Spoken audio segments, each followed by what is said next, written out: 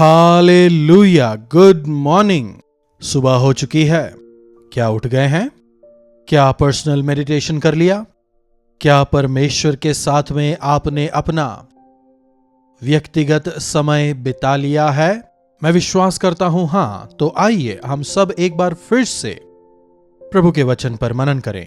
प्रार्थना। महापवित्र परमेश्वर, यदि हम हमारे जीवनों की शुरुआत आपके वचनों से करें तो हमारा जीवन आशीषमय होगा। आशा रहित जीवनों में आप आशा देते हैं, यह जानकर हिम्मत के साथ आगे बढ़ने में आप हम सबों की सहायता करें। प्रार्थना यीशु के नाम से मांगते हैं, आमीन। प्रभु की महिमा हो। कैसे हैं आप सभी? क्या सुबह सवेरे उठने के साथ ही निराश और हताश हैं? सब कुछ खत्म हो चुका है, अब और क्या बचा है? कई बार यह वचन हमारे मुंह से निकल ही आते हैं जब हमारे पैसे खत्म हो जाते हैं या फिर जब हमारे प्रिय जन अकस्मात ही हमें छोड़ चले जाते हैं। जिस चीज की आस लगाए बैठे थे जब वो हमें नहीं मिलता, जब हमारे तमाम प्रयास विफल हो जाते हैं, अधिकतर समय हम निराश हो ही जाते हैं। कई लोग अपने जीवन से निराश हताश होकर जीवन से नफरत करने लगे हैं। अब केवल मृत्यु ही एक रास्ता है, ऐसे सोच मृत्यु के इंतजार में रहते हैं। देखिएगा, जिनका भरोसा प्रभु यीशु मसीह पर होता है, असंभव संभव में बदल जाते हैं। वचन कहता है, विश्वास करने वाले के लिए सब कुछ संभव है। हम कई बार कहते तो हैं कि हम विश्वास करते हैं, लेकिन कई बार हमारा विश्वास संपूर्ण नहीं होता। नायाग्रा वाटरफॉल्स के ऊपर एक तरफ से दूसरी तरफ रस्सी बांधकर इसके ऊपर मैं चलूंगा, इस प्रकार से वो वहां आने वाले टूरिस्ट से जब पूछता है तो अरे यह कैसे संभव है, यह तो बिल्कुल भी नहीं हो सकता, अगर तुम गिर जाओगे तो तुम्हारा पता भी नहीं चलेगा, लोग कहने लगते हैं। लेकिन वो उस पर चलकर उन्हें दिखाता है। सब लोग ताली बजाते हैं। मैं क्या इस रस्सी पर चल सकता हूं? दोबारा पूछता है। अरे हमने तो आंखों से देखा है, अब कैसे हम विश्वास ना करें? अरे वाकई में तुम काफी हिम्मत वाले हो, इतनी अच्छी तरह तुमने बैलेंस किया है, हम पूरा विश्वास करते हैं। अच्छी बात है, तो कौन मेरे साथ आना चाहेगा? मैं आपको उस तरफ ले जाऊंगा। जब वो पूछता है तो सभी लोग पीछे हट जाते हैं। नहीं नहीं, हम नहीं आएंगे, हमें बहुत डर लगता है। नहीं नहीं, यह संभव नहीं हो सकता। लगभग सभी लोग मुकर जाते हैं। लेकिन एक छोटा सा लड़का सामने आता है। मैं जाऊंगा। सभी लोग उस बच्चे को देखने लगते हैं। उस लड़के को लेकर वो आराम से पार कर जाता है। वो छोटा लड़का कौन था जानते हैं? उस व्यक्ति का बेटा। मेरे पिता मुझे गिरने नहीं देंगे, किसी भी परिस्थिति में वे मुझे अकेला नहीं छोड़ेंगे। ऐसा जो विश्वास उस लड़के में था, यही है वास्तविक विश्वास। देखकर विश्वास करने वालों से बिना देखे विश्वास करने वाले धन्य हैं। हमारे जीवनों में भी विश्वास करते हैं, हम कहते तो हैं, लेकिन हम अपने आप को समर्पित नहीं करते। परमेश्वर हैं, विश्वास करते तो हैं, दुष्ट आत्माएं भी करती हैं। आप अगर करते हैं तो कौन सी बड़ी बात है? सर्वशक्तिमान परमेश्वर के संतान, उन दिनों में दुष्ट आत्माओं ने भी कहा था ना, हमें अपने विश्वास को, अपने आप को उन्हें समर्पित करने द्वारा दर्शाना है। बाइबल में एक व्यक्ति के जिक्र को हम पाते हैं, अब्राहम। क्या आप जानते हैं? मूर्ति पूजा करने वाले अब्राहम की यथार्थता को देखकर, उसकी तीव्र इच्छा को देखकर, परमेश्वर हैं उसके भक्ति विधान को देखकर उसे बुलाते हैं, आ अपने देश को और अपने लोगों को छोड़कर तू मेरे पीछे आ, मैं तुझे जाति जाति के लिए आशीष का कारण बनाऊंगा। कहकर जब प्रभु अब्राहम को बुलाते हैं, अब्राहम और सारा आ जाते हैं। उस समय उनकी उम्र करीब करीब 60 साल की थी और उस दौरान उनका ना ही कोई संतान ही था। 60-70 के आसपास की उम्र। उस दौरान उनके कोई संतान नहीं है, लेकिन प्रभु क्या वायदा देते हैं? मैं तुझे बढ़ाऊंगा, विस्तृत करूंगा। इस वायदे पर वो विश्वास करता है। 1 साल, 2 साल, 3 साल, 4 साल गुजर जाते हैं। अब्राहम की उम्र 100 हो चुकी है और सैरा की उम्र करीब करीब 90 की हो चुकी है। अब भी क्या कोई विश्वास कर सकता है? लेकिन वे करते हैं। देखिए, रोमियो की पत्री चौथा अध्याय उसकी 18वीं आयत से, उसने निराशा में भी आशा रखकर विश्वास किया, इसलिए कि उनके वचन के अनुसार कि तेरा वंश ऐसा होगा, वह बहुत सी जातियों का पिता हो। वाव! मैं तुझे जातियों का पिता ठहराऊंगा परमेश्वर के वचन को पकड़कर। उसकी उम्र 100 साल की हो गई है, लेकिन फिर भी उम्मीद करने की अब कोई आस बाकी नहीं रह गई है। लेकिन फिर भी अब्राहम आशा करके विश्वास करता है। जब सब कुछ ठीक चल रहा है तब विश्वास नहीं, अब कोई होप नहीं है, अब कुछ भी नहीं हो सकता। जब ऐसी स्थिति हो तब भी अब आशा करने का कोई प्रयोजन नहीं, तब भी वो विश्वास करता है। और वह जो 100 वर्ष का था, अपने मरे हुए शरीर और सारा के गर्भ की मरी हुई सी दशा जानकर भी क्या लिखा है? विश्वास में निर्बल ना हुआ। एक बार कल्पना करके देखिए, 100 साल की उम्र में आदमी कितना कमजोर हो जाता है। इस दौरान संतान की क्या अपेक्षा? सैरा का मासिक धर्म भी अब रुक चुका है। सैरा का शरीर मरा हुआ सा है, अब्राहम का शरीर भी मरा हुआ सा है। अब कोई होप है ही नहीं, कोई आशा नहीं रख सकते। फिर भी उसने विश्वास किया और ना अविश्वासी होकर परमेश्वर की प्रतिज्ञा पर संदेह किया, पर विश्वास में दृढ़ होकर परमेश्वर की महिमा की और निश्चय जाना कि जिस बात की उन्होंने प्रतिज्ञा की है वे उसे पूरी करने को भी सामर्थी है। हालेलुया! मेरे परमेश्वर सामर्थी हैं, वायदा करने वाले सामर्थी हैं।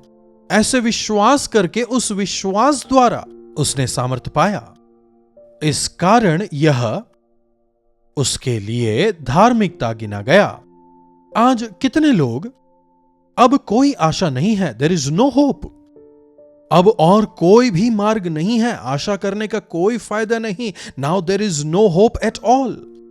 ऐसी परिस्थिति में भी मेरे लिए अपने प्राणों को देने वाले यीशु मसीह हैं। मेरे आंसुओं को पोंछने के लिए प्रभु हैं। उन्होंने कहा है वे मेरे आंसुओं को नृत्य में बदलेंगे। प्रभु ने मुझे वायदा दिया है, मेरे नाम से तू जो मांगेगा मैं तुझे दूंगा, प्रभु ने कहा है। उन्होंने मुझसे विश्वास करने को कहा है, उन पर मैं विश्वास करता हूं। मनुष्य भले ही मुझे छोड़ दें, लेकिन मेरे प्रभु मुझे नहीं छोड़ेंगे। परिस्थितियां चाहे कितनी ही कठिन क्यों ना हो जाएं, प्रभु मेरे साथ हैं। मेरी परिस्थितियों को वे बदलेंगे यदि आप अपने जीवनों में इस प्रकार से विश्वास रखकर, प्रभु यीशु पर विश्वास रखकर यदि प्रार्थना करें, चमत्कार को देखेंगे। विश्वास मतलब आशा करना, आशा करते हुए प्रतीक्षा करना, होपफुल। जब आप में आशा होती है तो आप सामर्थ्य पाते हैं। यही हम अब्राहम के जीवन में देखते हैं। अगर किसी कारणवश हमारा विश्वास कमजोर हो जाए, यदि आप परमेश्वर पर आशान्वित रहेंगे तो, यदि हम अपनी आशा को परमेश्वर पर लगा रखें, हमारा विश्वास बढ़ेगा। अब्राहम आशा की वजह से सामर्थ्य प्राप्त करता है। जब हम आशान्वित होकर विश्वास करते हैं, आस लगाए रहते हैं, वो आशा हमें सफलता देता है, सक्सेस देता है।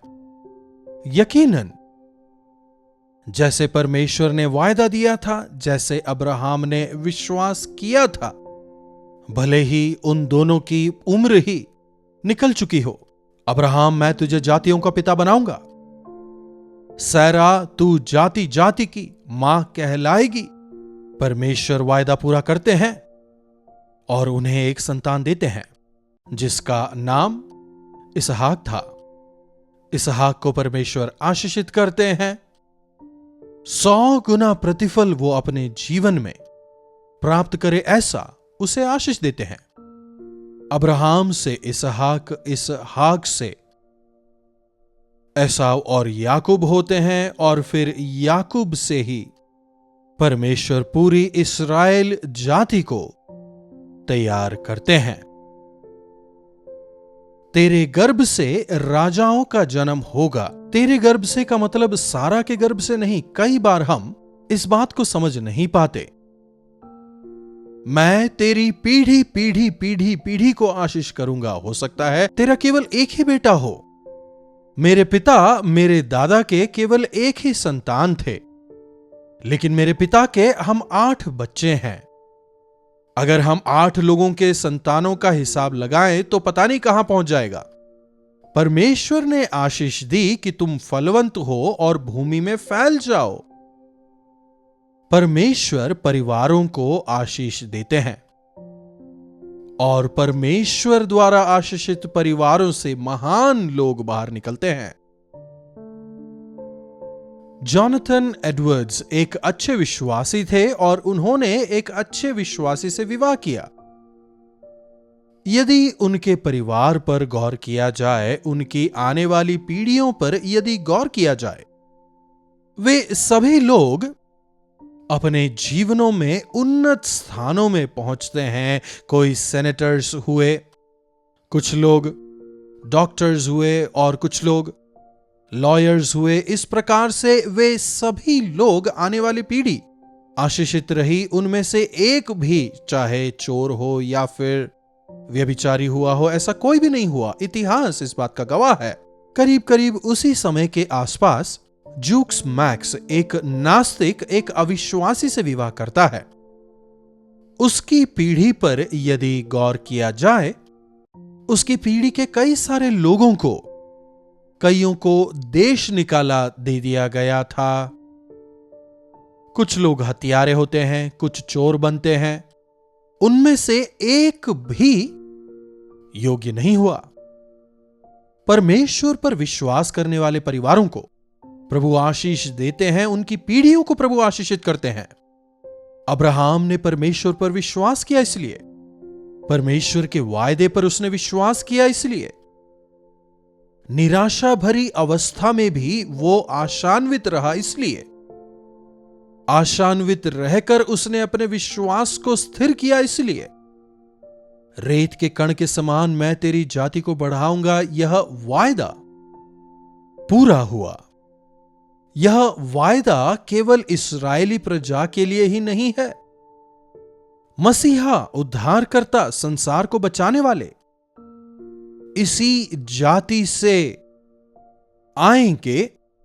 पुराने नियम में परमेश्वर ने जब अब्राहम को यह वायदा दिया था, तभी यह भी स्थापित हो चुका था। यीशु मसीह के द्वारा संसार की हर एक जाति, हर एक भाषा बोलने वाला, हर एक इंसान उद्धार पा सके, ऐसा एक मार्ग परमेश्वर ने खोला। मसीह पर विश्वास करने वाले धन्य हैं। मसीह पर विश्वास करने वाले हमने विश्वास किया है, इसीलिए हमें याजकों के समूह में जोड़ा गया है। परमेश्वर के वायदे हमारे पास हैं, यदि हम उन पर विश्वास करें। निराशा भरी परिस्थितियों में भी, जान के खतरे के बीच भी, बीमारी के बीच भी, आईसीयू में है, अब और कोई होप नहीं, ऐसी स्थिति में, now there is no hope, ऐसी स्थिति में भी यदि आप विश्वास करें, चमत्कार देखेंगे। तुझे चंगा करने वाला मैं हूं, यह वादा पूरा होगा। करीब करीब 15 साल गुजर चुके हैं, संतान नहीं है, अब हमारे बच्चे नहीं हो सकते। फिर भी हमने विश्वास करके प्रभु से प्रार्थना की और प्रभु ने हमें संतान दी है, ऐसी गवाही कई सारे लोगों की है। मेरा बिजनेस पूरी तरह डाउन हो चुका है, अब कोई भी चारा नहीं नजर आ रहा। परमेश्वर ने 0 से एक उन्नत स्थिति में प्रभु ने मुझे और मेरे परिवार को, मेरे बिजनेस को पहुंचाया। ऐसी कई सारी गवाहियां हैं। आशान्वित रहें, यीशु मसीह पर विश्वास करें, परिस्थितियों को देखकर बिल्कुल भी ना घबराएं। प्रभु यीशु मसीह की ओर अपनी नजरों को उठाएं। नए सामर्थ को आप पाएंगे। प्रार्थना। महापवित्र पिता परमेश्वर, प्रभु एक बार हमें देखें। इस भयंकर संसार में हम निराश हो जाते हैं, विकट परिस्थितियों को देखकर घबरा जाते हैं, कमी घटियों को देखकर हताश हो जाते हैं। देयर इज नो होप, ऐसी कई सारी परिस्थितियां सामने हैं। लेकिन हमारे प्रभु हमारे विश्वास के आधार हैं। आपकी ओर देखकर निराशा में भी आशान्वित होकर, विश्वास को दृढ़ करके स्थिर होके आगे बढ़ने का अनुग्रह आप हम में से प्रत्येक को दें। प्रार्थना यीशु के नाम से मांगते हैं, आमीन। अब पिता परमेश्वर का प्रेम, प्रभु यीशु मसीह का अनुग्रह, पवित्र आत्मा की संगति और सहभागिता हम में से प्रत्येक के साथ आज, कल और सर्वदा बनी रहे। आमीन। प्रभु की महिमा हो। अपने प्रार्थना विषयों को आप हमें भी बताएं, हम भी आपके साथ मिलकर आपके लिए यकीनन प्रार्थना करेंगे। अपने प्रार्थना विषयों को आप हमें 9884907779 पर व्हाट्सएप या फिर वॉइस मैसेज द्वारा भेज सकते हैं। हम अवश्य प्रार्थना करेंगे। प्रभु आप सबों को आशीष दें। कल्वरी दर्शन, ये है प्रेम के दर्शन, यीशु प्रेम के दर्शन।